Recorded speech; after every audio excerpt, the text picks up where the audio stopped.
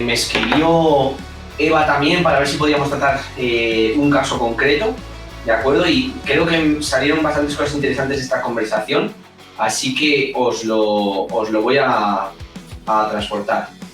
Quería empezar ella la definición el 19 de abril, pero no sabía si era muy tarde, muy pronto. Ya en una definición previa había perdido 7 kilos, se quedó en 55, volvió a 63, con mucha mejor composición corporal, pero no quiere volver a perder 7 kilos y que si empezaba la definición ahí, si igual era demasiado tarde, porque hasta agosto aún son meses, bueno, un poco de qué haríamos nosotros, ¿vale? Así que, si te parece, podemos desarrollar este tema en profundidad porque creo que tiene bastante miga, ¿vale? Bueno, lo primero que hay que plantear un poco es el peso total a perder, ¿no? Y siempre la gente se piensa que solo pierde grasa y realmente, o sea, yo creo que hay como dos maneras de estructurarlo. ¿Cuánto peso total voy a perder? Porque tengo que ajustar una categoría o lo que sea, que es un poco lo que hablamos con Cristian el otro día, que lo veréis la semana que viene, o cuánta grasa quiero perder, cuánta grasa me sobra, ¿no? Imagínate que pues quiero perder 4 kilos de grasa, pero es que normalmente se pierde de cada kilo un 70% de grasa y un 30% es masa libre de grasa, ¿no? Entonces, realmente esos 4 kilos tendrías que dividirlo por 0,7 para calcular bien el peso a perder.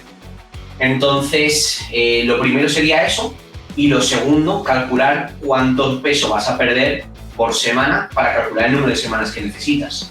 Y a partir de ahí, calcular qué déficit vas a necesitar, ¿vale? Ese proceso matemático no lo vamos a hacer hoy porque lo tenéis bien descrito en la clase de definición que estamos preparando, y el otro día Cristian lo estuvimos haciendo para su calendario y casi le explota la cabeza conmigo delante, con lo cual si lo hago ahora a buena pluma os voy a liar más que otra cosa, ¿vale? Entonces, con ese concepto en mente de que no solo se pierde grasa y de que lo primero que tenemos que saber es cuánto peso total vamos a perder, cuánto va a ser grasa, cuánto va a ser masa libre de grasa, para saber las semanas que necesitamos y decir qué tenemos que aplicar.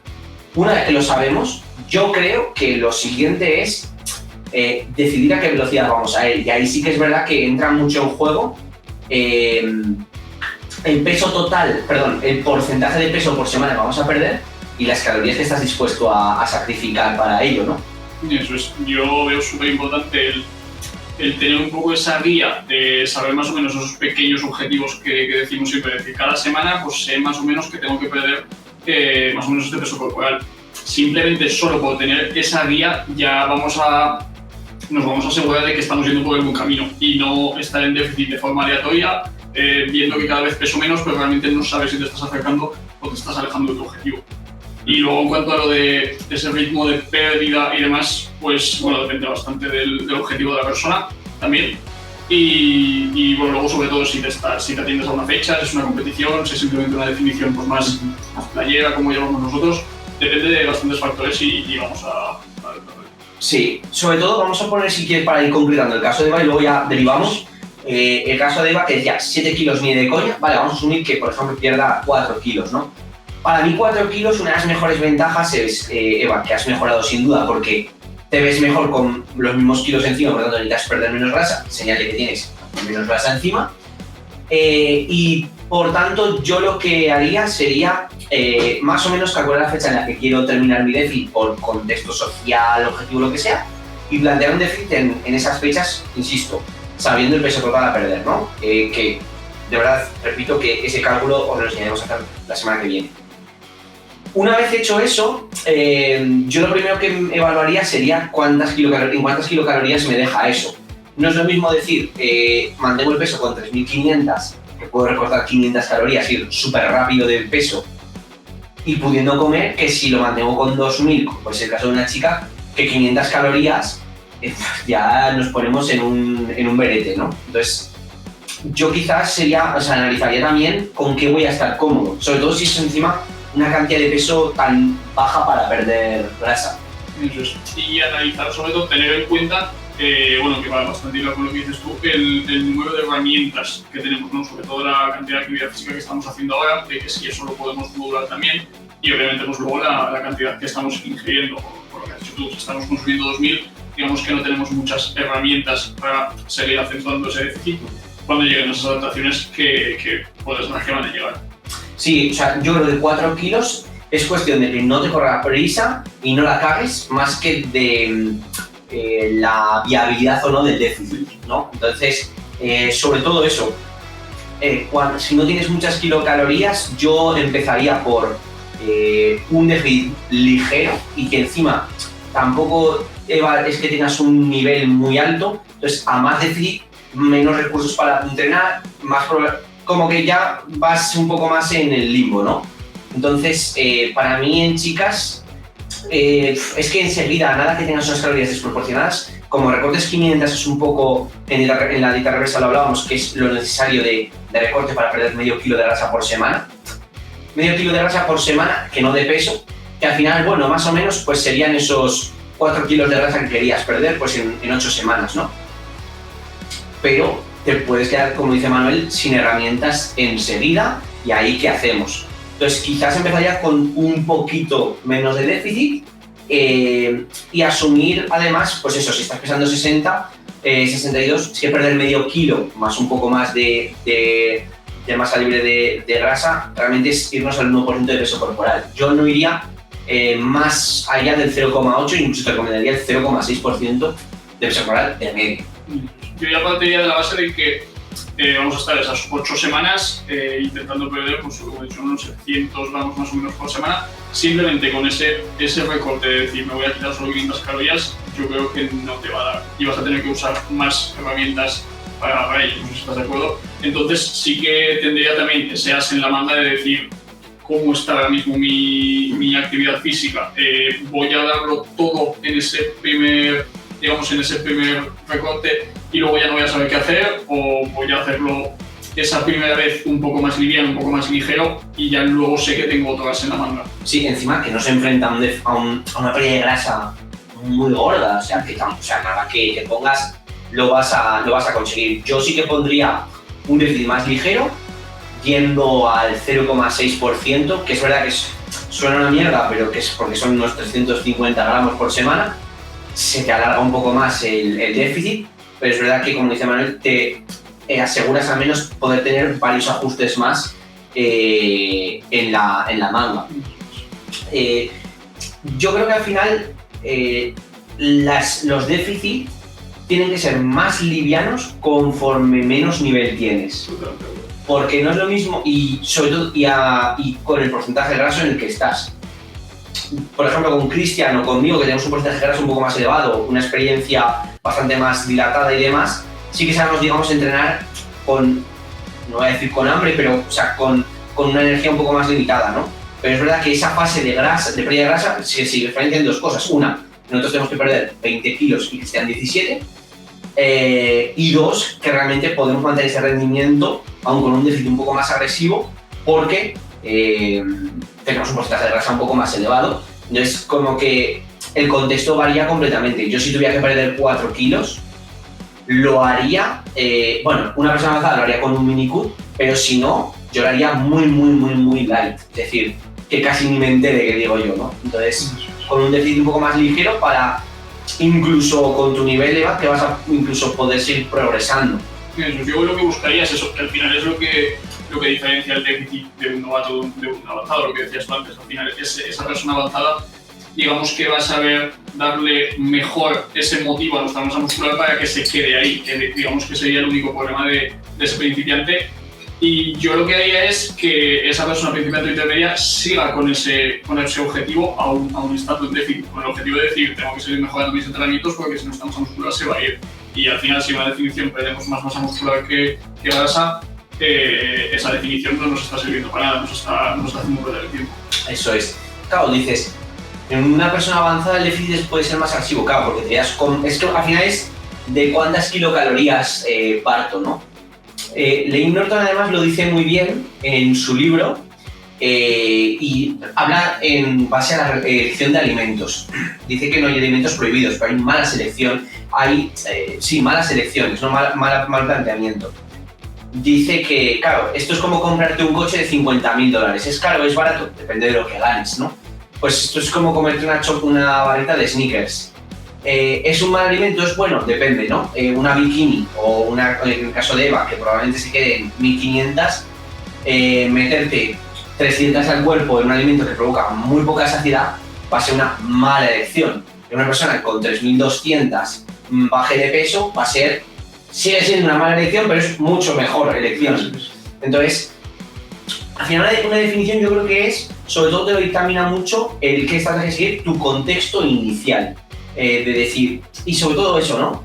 ¿Qué capacidad de generar déficit calórico tengo? Bien por dieta, bien por lo que en mi contexto que me hace mantener peso en cuanto a entrenamiento y en cuanto a NEAT. Es que son las tres variables que más puedes manipular, porque la cuarta es la termogénesis de los alimentos, que ahí no hay, o sea, no tienes control tú, ¿no?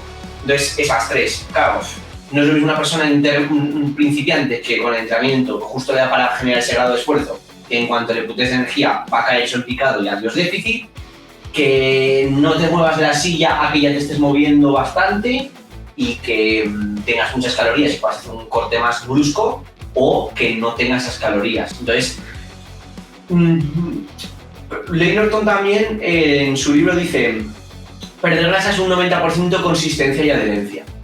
Y el otro 10% es ya cuando quieres llegar a porcentajes grasos muy bajos, magia.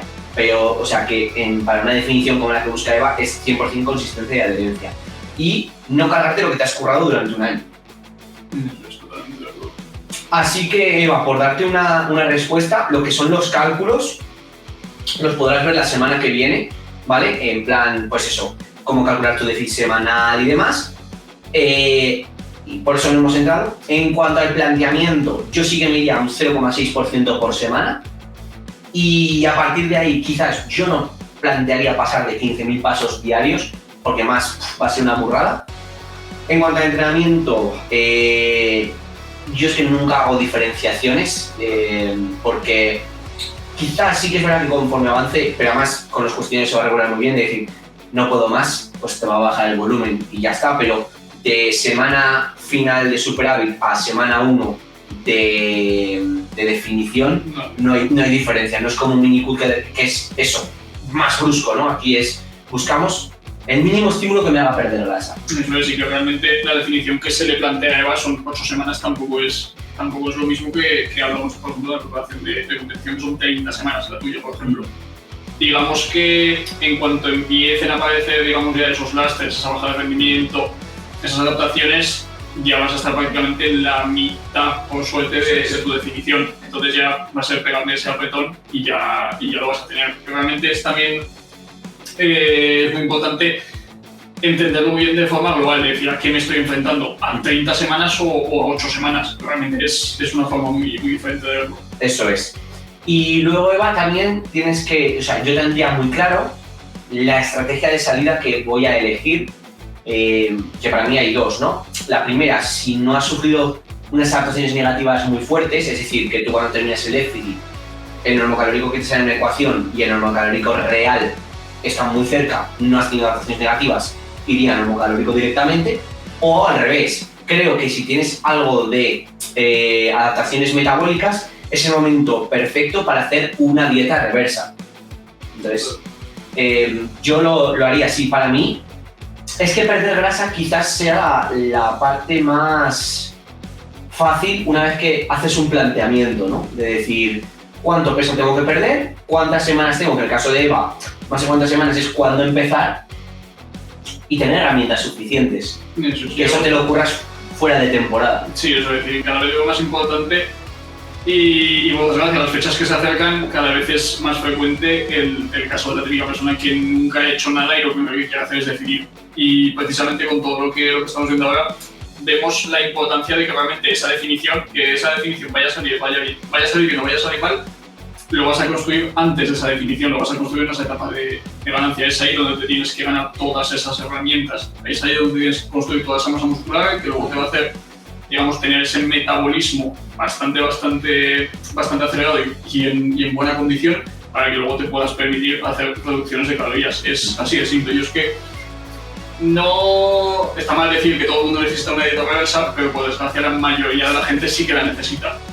Sí, o sea, opino igual. Y luego, además, esas ganancias que se producen en los primeros años de una persona, yo creo que además en chicos no se da tanto cuando lo coges de joven, porque todos nos queremos poner grandes encima. En cuanto tocas una pesa te entra un hambre terrible y como que todos hemos subido siempre de repente 10 kilos mal subidos, pero como que eso nos ha ayudado a tener esas herramientas, ¿no? En chicas realmente empiezan un poco más tarde, empiezan algunas con un porcentaje de grasa un poco más elevado, lo que se vende en redes sociales de físico perfecto 24/7, y siempre son crónicas usuarias de dietas de bajas calorías, ¿no? Que además en el curso de dieta reversa era uno de los casos, que era, en inglés es long term undereating, que es gente que come poco en el largo plazo.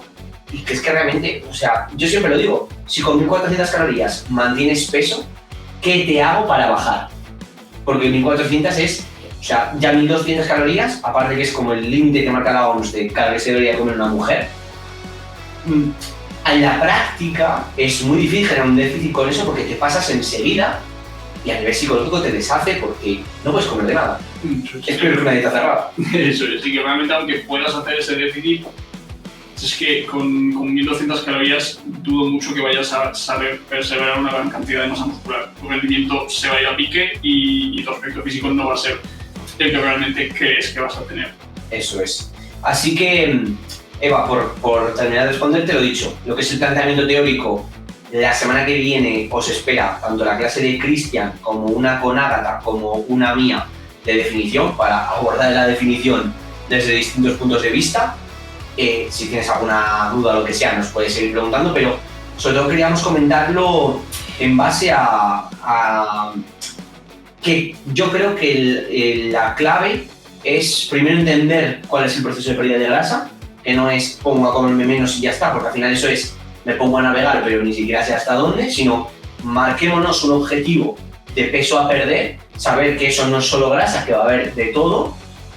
Marquémonos como unos objetivos también a corto plazo de semana a semana para saber si vamos bien o vamos mal, y entender perfectamente que tu cuerpo se va a defender desde la semana 1 y a más agresivo sea el déficit, más rápido van a ir poniendo las defensas. Y es por eso por lo que en preparaciones de largo plazo, como es una de competición, se va súper despacio, para que tu cuerpo no te pegue la hostia antes de tiempo, que te la pegará, ¿no? Y para eso luego tienes un montón de recursos, que es un poco, yo creo que la clave del éxito en este deporte. El deporte ve así como hipertrofia, ¿vale? Como cambiar tu composición corporal. Que es la gente más avanzada parece que avanza más rápido, cuando realmente es la que más le cuesta avanzar, pero es precisamente porque tiene mejor las bases y afina más el tiro, no da tantos tumbos, y es porque entiende esos procesos y es más precisa a la hora de establecer objetivos y compartimentarlos en el largo, medio y corto plazo. Sobre todo sin perder el foco en ese largo plazo. Si tu objetivo realmente es, por ejemplo, el mundo de la competición se ve mucho, si tu objetivo es ser competitivo en algún momento de tu vida, pues es que no puedes competir todos los años o no puedes definir todos los años porque realmente no estás dando tiempo a crear algo sólido, ni hacia una definición ni hacia un volumen. Eso es.